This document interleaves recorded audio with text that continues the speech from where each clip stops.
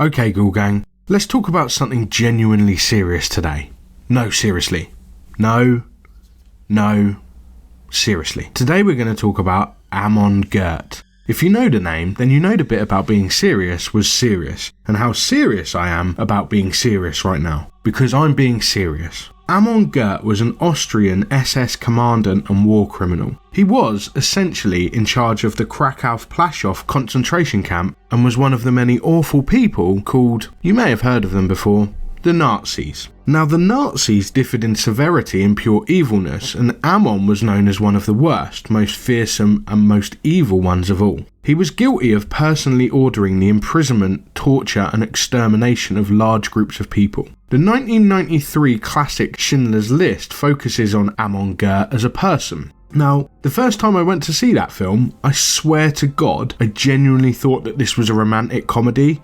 Guys, it's not a romantic comedy. Do not watch this film with a date, or indeed your mother, as it actually looks at Amon's horrific dealings and how casually he was able to kill, torture and maim for seemingly no reason other than to please the regime and satisfy his own sadistic urges. One particularly nasty scene in the film sees Göth approach a hinge maker and challenge him to make a hinge as quickly as he could. He does it in record speed and Göth is apparently impressed. But then he looks at the pile of hinges that the man has been working on and comments that if he had been working like that throughout his working day, then the pile would be much larger and therefore he must just be slacking off work. So he takes him outside and after several failed attempts to shoot him with his faulty gun, he just smashes him over the head with his pistol and just leaves the hinge maker a bloody mess on the floor.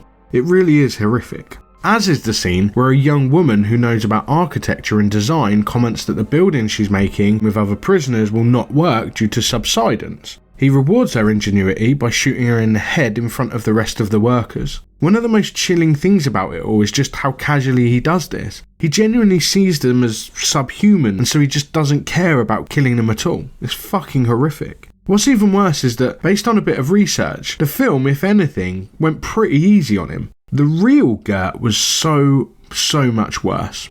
Honestly, Schindler's List makes him look like a Disney princess compared to the animal that he really was. Some of the stories that have been told about his reign of terror are simply just too harrowing to even think about. One time he shot a Jewish cook because the soup he made was too hot. I mean, what the fuck is that? Just blow on it, you stupid All of the inmates were just constantly living in fear for their lives when he was around or even when he wasn't near. He once got a Jewish dog handler to train his dogs to hunt and kill prisoners, and then when the Great Danes ended up preferring the handler to Göth, he just executed them. But the most horrific story I came across was this. A 14-year-old Jewish child was suffering from diarrhea. At the time, he was unable to restrain himself and ended up just defecating on the floor. Göth forced the child to eat the excrement, and when he'd done that, he just shot him anyway. Imagine being so sadistic that something like that could bring you any form of pleasure, making the last actions of a child so indignant. It is some of the most awful things I've ever heard, and someone doing it legitimately brings the term nightmare fuel to a whole new level. This man was genuinely giving nightmares to thousands of Jewish people across Austria, and what's worse,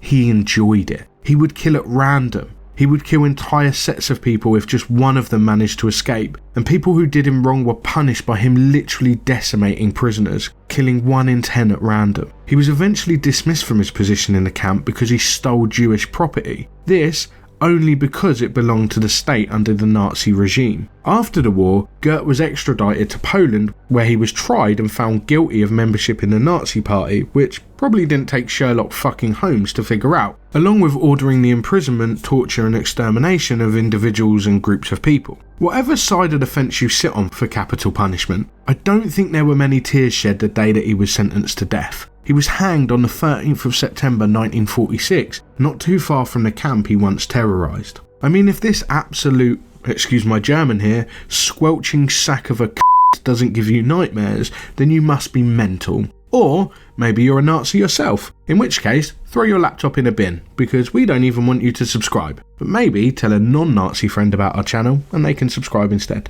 This absolute torturing, evil mass murdering bastard is pure, unadulterated £4.98 a litre super auto gas nightmare fuel in himself.